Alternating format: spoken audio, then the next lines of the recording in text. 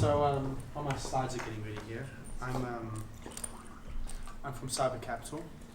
We're a cryptocurrency investment fund. Let's actually grab this here. This is check 1 2. Okay. So yeah, I'm from Cyber Capital. We're a cryptocurrency investment fund. So we do fundamental research. Currently, we have 5 people that are researching cryptocurrency full time. Trying to understand the space across different disciplines, since cryptocurrency is by nature highly multidisciplinary, actually, having to understand aspects of economics, computer science, governance, to game theory, even in politics. So this is something that I specialize in. I come more from an angle of decentralized governance and looking at the social dynamics involved. And at the same time, I'm also a generalist when it comes to understanding these things. So I get a gauge of this crowd here. Who in this crowd is invested in cryptocurrency as of today? Put up your hand. Okay, it's about 30%, I would say. Who knows what a blockchain is? Okay, so it seems that there's more people that have invested in blockchain than actually know what blockchain is. And this is something that we see a lot in this space, is that there is a lack of understanding. And it's also very confusing for new people coming in to actually understand the space as well.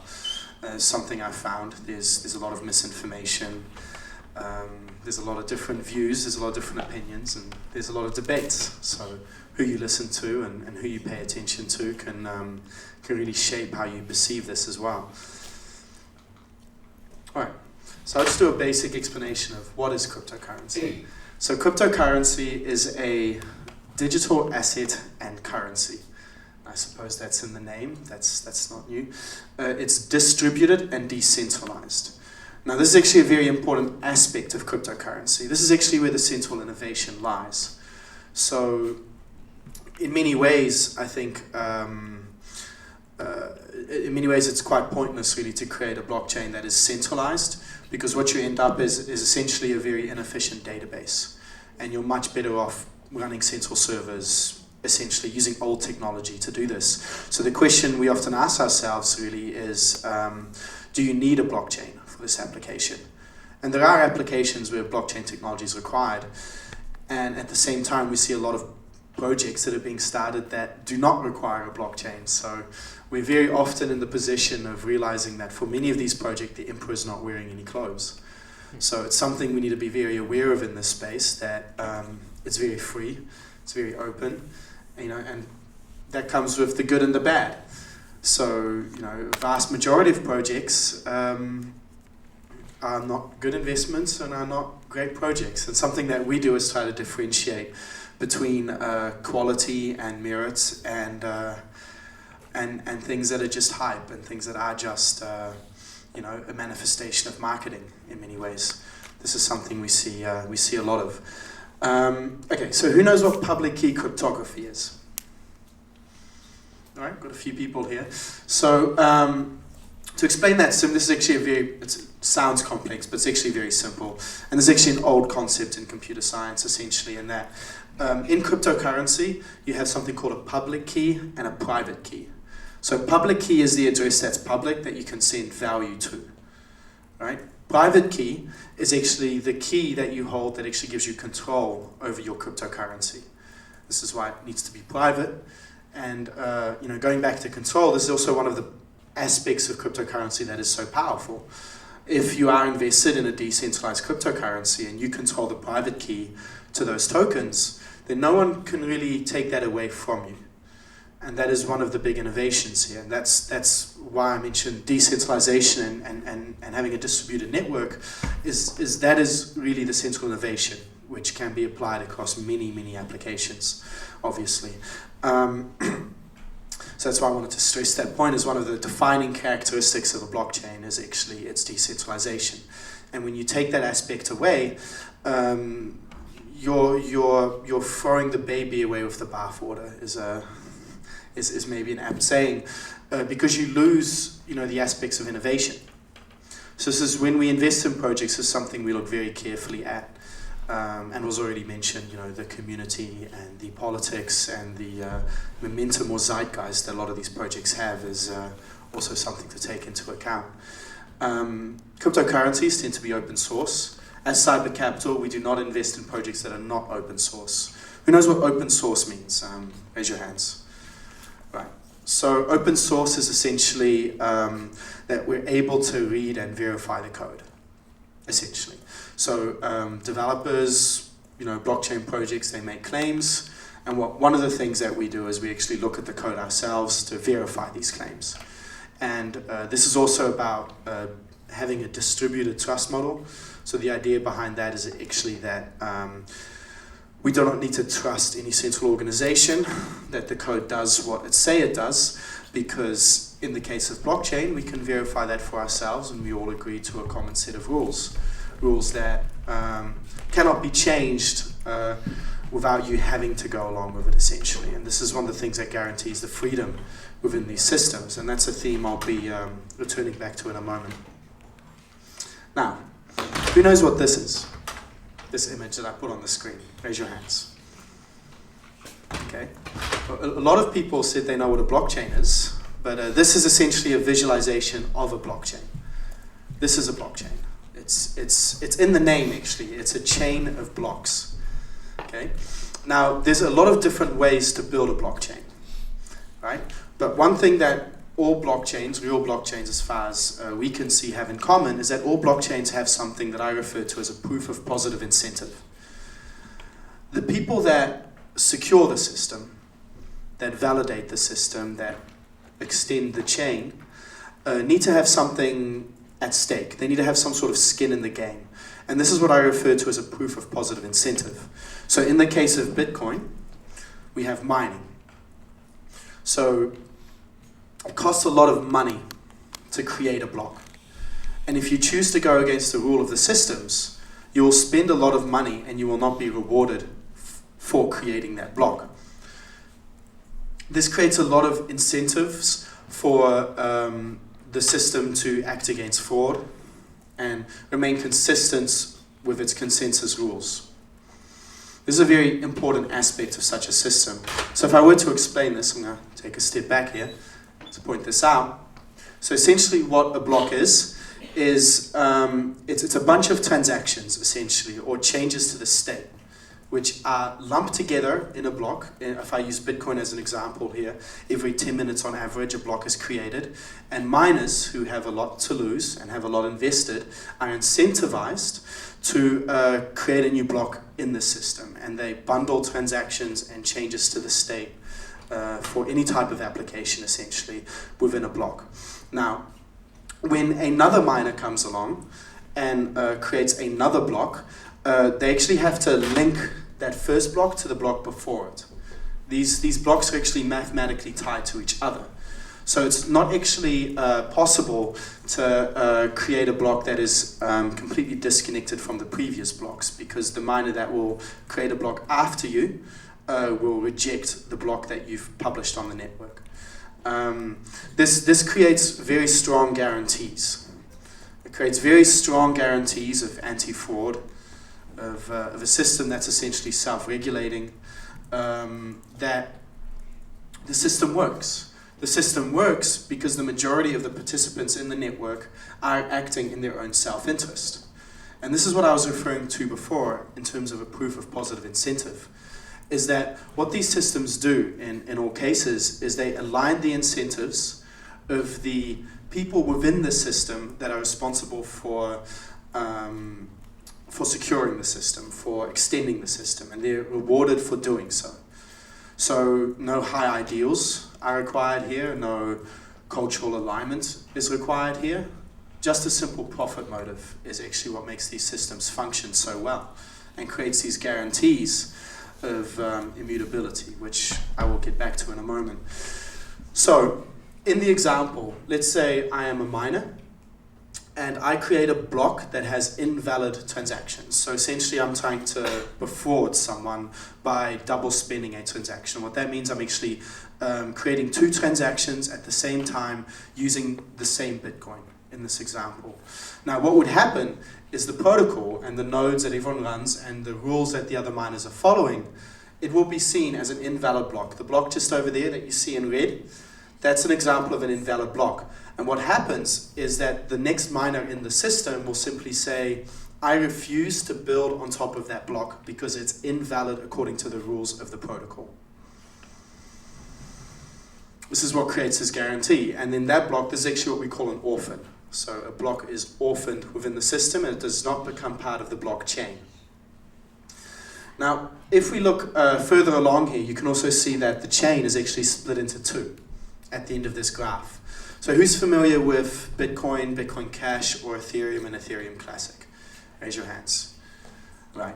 So this is actually an example of a blockchain split. Now this is very interesting because we're all human beings and we all have different opinions and views on things. We are not machines. And the way that I envision a blockchain actually is that I feel it has a lot in common with a cyborg in many ways, and that it's part machine and part human being. Human beings are part of this system. We're all part of this system in terms of market dynamics, in terms of game theory, in terms of security. So in many ways it's a combination of a protocol which aligns the incentives of its participants towards the public good, because it is a peer-to-peer system. And as a peer-to-peer system in a flat network, what benefits you actually also benefits everyone else. So this is actually in contrast to more hierarchical systems that we might be used to in the world. Now, in the case of a blockchain split, and this is what I was referring to as the concept of freedom and empowerment that blockchains actually enable, is that if people make a change to the rules of the system, you're not forced to go along with those changes. Everyone has the freedom of choice. And this extends beyond just a single blockchain. That freedom of choice also extends across the market in regards to people's beliefs, in regards to people's community, in terms of people's principles and ethics. The market in many ways is the mechanism that selects on a more wider scale, which blockchains will become more dominant. So this has a lot to do with public perception. This has a lot to do with community and politics, but also technology. So, something that in Cyber Capital, something that we really believe in is the idea of utility. That we want to invest in projects that have real use, that really help people in a different way, create efficiencies, create applications that were actually not possible before. So when a blockchain splits like this, what you end up is when before you had one blockchain, and if there is a rule change that is controversial, you'll end up with two blockchains. And in my view, actually, this is a critical governance mechanism of blockchain technology. The ability to split is actually what guarantees people's freedom within such a system. This is very significant, actually. I'd also like to state here that because it costs so much money to create a block, and proof of work, mining, as in Bitcoin, is only one way to have a consensus algorithm. And a consensus algorithm is simply just the type of governance, the type of technology that is being utilized to create such a blockchain system. So we can, in many cases, actually replace proof of work or mining with something like proof of stake. So instead of who has the most computational power gets to create a block, it can be who has the most stake in the system in terms of how many coins, how many tokens do you hold. And then based on that weight, you get to take part in the consensus algorithm. And this also has a similar effect to mining in that you also have something at stake. And if you create blocks that are invalid, you will lose money, right? This is also what aligns the system more towards the public good, again, and ensures the system's legitimacy as it operates. Another thing that's worth stating here is that the amount of money that goes into creating a single block, if your transaction is here at the green block, and you have a transaction, let's say all the way over here, and it's 6 blocks in, it is incredibly expensive to reverse that. And the deeper you go into the chain, the more expensive it becomes to reverse a transaction. So this actually is what creates an incredibly strong guarantee. And this is what we in blockchain space call immutability. Essentially, it's a history that cannot be changed. History is no longer written by the victors. This is a very significant aspect of this technology. Ledgers, which a blockchain is just a ledger, is a very old technology, going back to ancient Sumeria and before that even. In that regard, this is an evolution of such a system that creates an unchangeable history, that creates guarantees of ownership that cannot be taken away.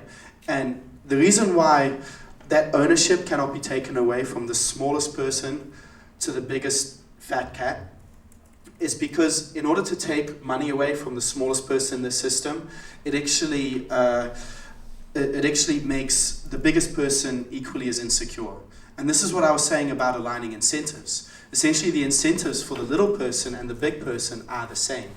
And this is what I mean about aligning incentives towards the public good. This is also why you could actually see blockchain being a public good.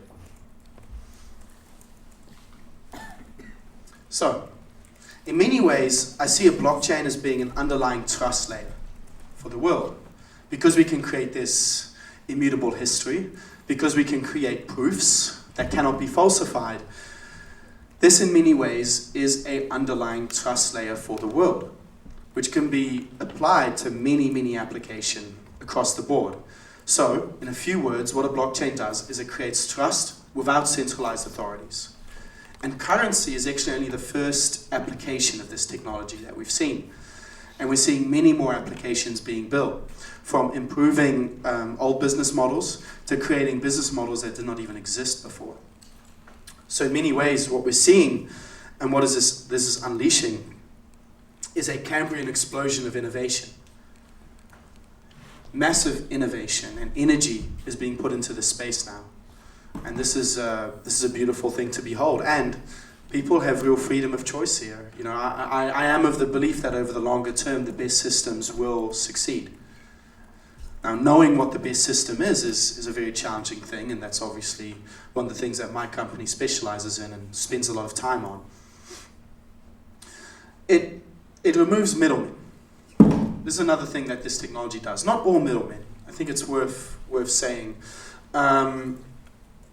But this is in part what creates this efficiency, is we can transfer value without anyone in between. I can take my phone and I can swipe another person's phone and send value to this other person without any party in between, without this transaction ever being able to be censored. This is incredibly powerful and unprecedented when we think about this in the grand scheme of things. It's an incredibly empowering technology in this sense, and the opportunities this creates are incredibly far-reaching. I'll touch on use cases in a minute. Another really interesting aspect, and I actually have a background in political philosophy myself, and one of the things that really drew me to this technology is that it enables forms of governance that were simply not possible before. I mean, possible in the realm of theory, but actually practically possible. And this is actually across the spectrum, from the two extremes, from anarchism to communism, if you will. We're going to see a lot of new experiments being played out. And to me, this is very exciting because I like to see new experiments. I like to see the world move in such a way. It's actually is a real progression in many ways. Blockchain is also interesting. There's a lot of talk about regulation in this space, but I think what a lot of people fail to realize is that blockchains actually are self-regulating. They don't need the amount of regulation that a lot of our legacy financial systems need, because anti-fraud, proof, the lack of a need of an authority is all built into the system. And they're also self-balancing systems as well in terms of their economies, in terms of their security. If I would use mining as an example, if the price goes up, more miners jump in. If a whole bunch of miners fall off the map, then there's a lot of money to be made in mining. So there's a lot of concerns around mining. It's something that doesn't concern me because I realize that people will follow their profit motives. And this is one of the very powerful aspects of this system as well. So, some examples of use cases. I'll just fly through these a bit more quickly. Internet of Things. So the idea that machines start to communicate with each other much more, and cryptocurrency is also highly suited for the exchange of value between machines. So I think this is one of these more obvious applications. Cloud computing. So the idea of decentralized cloud computing. I believe there's more computing power, I think, in our pockets and in our homes than there are in all the data centers of the world. So it's an interesting thought experiment to think that we could actually utilize this computing power in a way that could actually be cheaper than these large data centers because this equipment is not being used anyway. So if you're charging your phone overnight, potentially you could make some cryptocurrency by utilizing the processing power of your phone, within a cryptocurrency network, and be paid of that and be part of that economy, which I think is very interesting. Peer-to-peer exchange, which I covered before, simply just transferring value between peers. Tokenization of assets. This can be very far-reaching, actually, the tokenization of assets. The way that I envision it, I'm very fond of the concept of a DAO, which is a decentralized autonomous organization. The idea of a DAO is that we can actually decentralize governance. We can decentralize a corporation.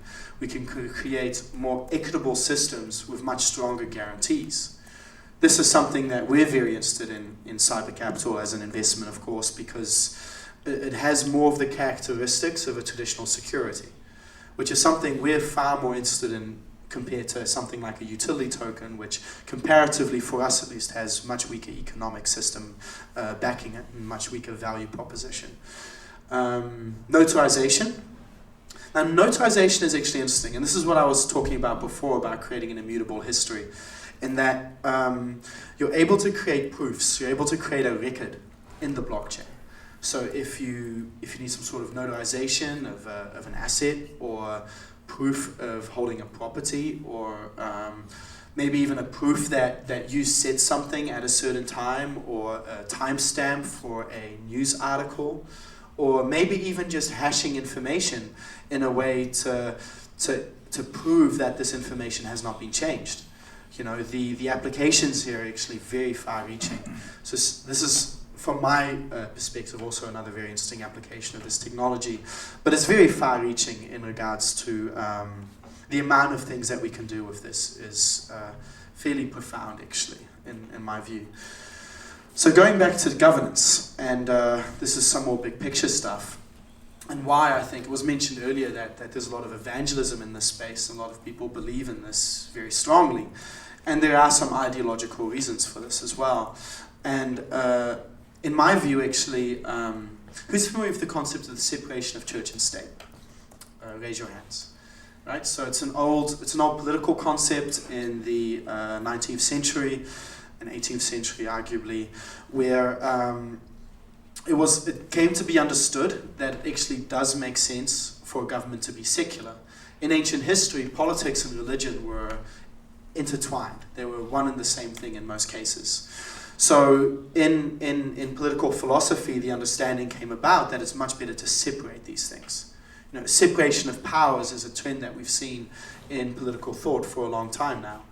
There's the saying by I don't recall the author, but power corrupts and absolute power corrupts absolutely. So in many ways, if we look at the separation of powers as a trend in political history, blockchain actually takes us to the next step. It's actually an evolution of this concept, in that it's an evolution in the sense that we're separating the monetary power from the state. And this is, I think, an analogy can be drawn with the separation of church and state. This is also very significant. But this also happens through freedom of choice. So again, you can choose to keep your capital in legacy financial systems. And this is part of the beauty in the system, in my view as well. in that sense, it really is money for the people, by the people. It also has the capacity to obsolete different functions of government and financial institutions. And this goes back to having an underlying trust layer, where we can automate many of these systems. And the way that I see this occurring is obviously more gradual over time, limiting government in a way that creates more efficiency and creates more freedom and also creates better services. I see this as a very positive thing. So it is a very big vision in terms of this technology, and it's still very early days, and a lot of people are not fully realizing, I think, how profound this really is in terms of its significance, in terms of its impact, in terms of its consequence. So like I stated before, it really is an evolution of the political trend we've seen over the last few hundred years in terms of the separation of powers. But in monetary terms, I actually think it's also a revolution.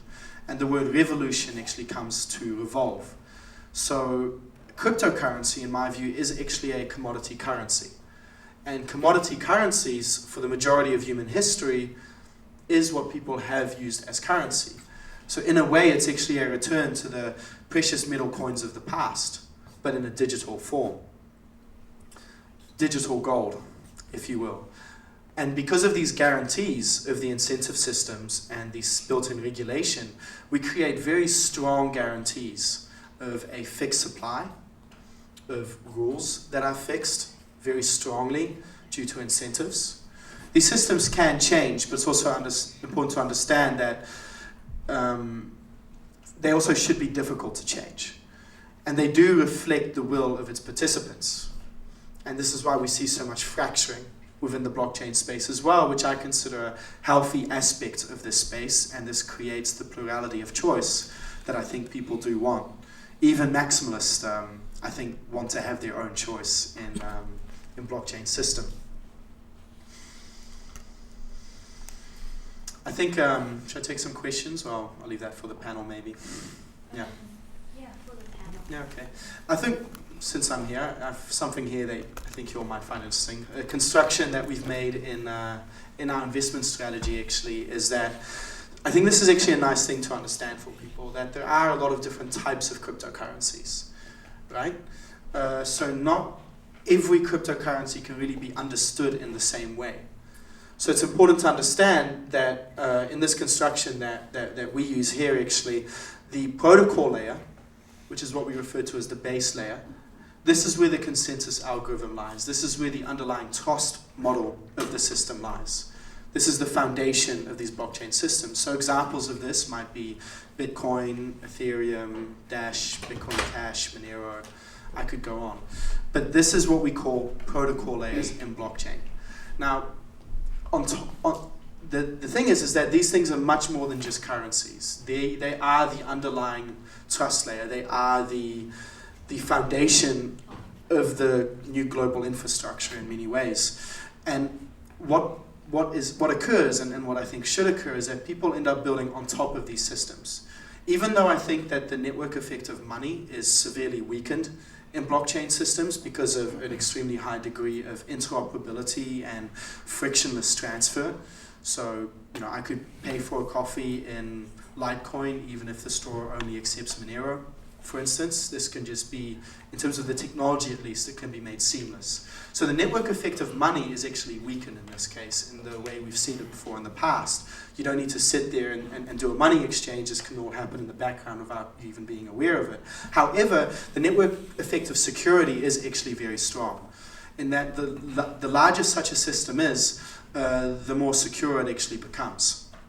So this is why, in my view, I'm not a maximalist, but I do think that we're going to see in the more longer term, I think, a coalescence between maybe 5 to 20 dominant protocol layers. And there's very good reasons for this, and I think that number should encompass the diversity of belief in the world as well. And I think that's perfectly legitimate. I do not think that it's going to be one coin to rule them all, so to speak. But most of the cryptocurrency projects that we see out there are actually not protocol layers. They are the layers that are being built on top of the protocol layers. So we have something that I refer to as a network layer, and maybe if I use this as an example, Ethereum being the base layer here, and the network layer actually providing different functionalities that can be used for different applications. So 0x is decentralized exchange, RxSec is decentralized computation, Civic is an identity system, MakerDAO provides a stable token. So if we take an application layer, which is the top layer of this blockchain, if we use 10x as an example, 10x is actually a project that is doing Visa, MasterCard type payment solution using cryptocurrency assets. Such a project actually could utilize the 0x protocol for decentralized exchange, Civic for decentralized identity, and MakerDAO possibly as a stable token as well. And what we see actually, and this is going back to our investment strategy, is that if you're using the 10x card, part of the fees go back to the token holders. And this is what we consider a good value proposition, as a matter of fact. Some sort of dividend system, essentially. So as a 10x holder, our fund, we are actually invested in 10x. By holding the tokens, we get part of the fees of the 10x system. However, all of the systems that 10x utilizes will also get a part of that fee. And ultimately, it travels, though you could maybe describe this as rent-seeking, it travels down. So an application, the value and the fees generated travel down the chain. So this is why investing in something like Ethereum or a protocol layer is a much more conservative bet, because you're actually dependent upon just a few applications being very successful, as opposed to just betting on one particular project out of hundreds. So this is where I would expect to see 5 to 20 protocol layers in the world, thousands of network layers, which are essentially modules for different applications, and tens of thousands of application layers, and on top of that, tens of thousands of DAOs and organizations and companies and all of these things. I bring this up because I feel it's a useful way to look at the space and also to better understand, the differences between these projects in terms of what they actually are. So, I think I'm leaving the questions for the talk. It's an absolute pleasure to explain these concepts to you all, so I hope you enjoyed it. Thank you.